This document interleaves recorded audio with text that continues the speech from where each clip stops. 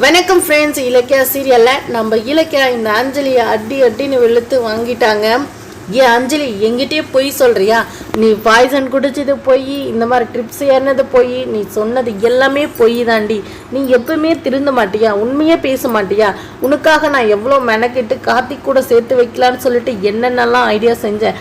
ஆனால் நீ எல்லாத்தையுமே வேஸ்ட் பண்ணிட்ட. இனிமேல்ட்டு நீ அந்த வீட்டு பக்கம் காலடி எடுத்து வைக்கவே முடியாதுடி அப்படின்னு சொல்லிட்டு நம்ம இலக்கிய பார்த்தீங்கன்னா அவளை வெளியே இழுத்துட்டு வராங்க. நம்ம கௌதம் இருந்துட்டு டாக்டரையும் கூட்டிகிட்டு வராங்க. இங்கே பாருங்க, நீ உண்மையான பாய்சன் சாப்பிட்டியா அப்படின்னு சொல்லிட்டு நம்ம கௌதமும் இலக்கியாவும் கேட்குறாங்க. நம்ம டாக்டர் இருந்துட்டு நீ சாப்பிட்டது பாய்சனே இல்லைம்மா, அது ஒரு டானிக் மாதிரி தான். நீ நடிச்சிட்டு இருந்த, உனக்கும் தெரியாது அப்படின்றது எல்லாமே உண்மையும் டாக்டர் பார்த்தீங்கன்னா சொல்லிட்டாங்க. உடனே நம்ம இலக்கிய இருந்துட்டு இங்கே பாரு, நீ நடிச்சிட்டு இருக்குது எனக்கு நல்லாவே தெரியும். இந்த மாதிரியெல்லாம் நீ பண்ணிட்டு இருக்கவே கூடாது. நான் எவ்வளோ நம்பினேன், என்னவே ஏமாத்தலான்னு சொல்லிட்டு நீ எவ்வளோ நாடகாட்ட. இதுக்கப்புறம் நீ கார்த்திக் கூட சேர்ந்து வாழவே முடியாது. நான் கார்த்திக்கு வேற ஒரு பொண்ணு, அவர் விரும்புகிற பொண்ணு கூட தான் நான் சேர்த்து வைக்க போகிறேன் அப்படின்னு சொல்லிட்டு நம்ம இலக்கிய அவளோட வீட்டுக்கே அமைச்சு வச்சுட்டு நம்ம இலக்கிய வீட்டுக்கு போகிறாங்க.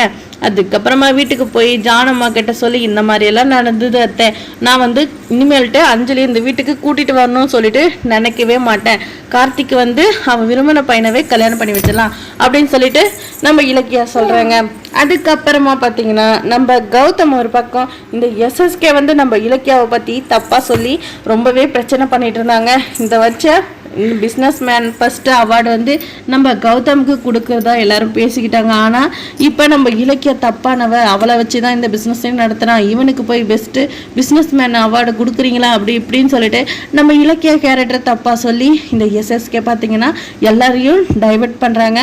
இந்த எஸ்எஸ்கேக்கு தான் அந்த அவார்டு வரணும் அப்படின்ற மாதிரி பேசிகிட்டு இருக்காங்க. நம்ம கௌதமுக்கு சார் எனக்கும் போயிட்டு வேகமாக எஸ்எஸ்கே என்னோட மனைவியை பற்றியே நீ பேசுறதுக்கு என்ன ரூல்ஸ் இருக்கு, உங்களுக்கே தெரியாதா?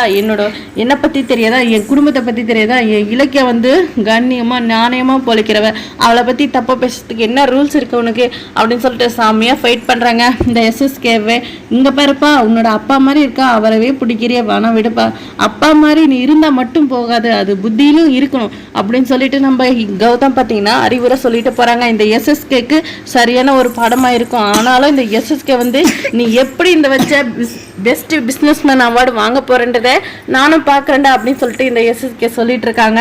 என்னதான் செய்ய போறாங்க, யார் இந்த பெஸ்ட் பிஸ்னஸ் மேன் அவார்டு வாங்க போறாங்க அப்படின்றத நம்மளும் பார்க்கலாமாங்க. இந்த வீடியோ பிடிச்சிருந்தா லைக் பண்ணுங்க, கமெண்ட் பண்ணுங்க, மறக்காம சப்ஸ்கிரைப் பண்ணுங்க உங்க ஃப்ரெண்ட்ஸ்.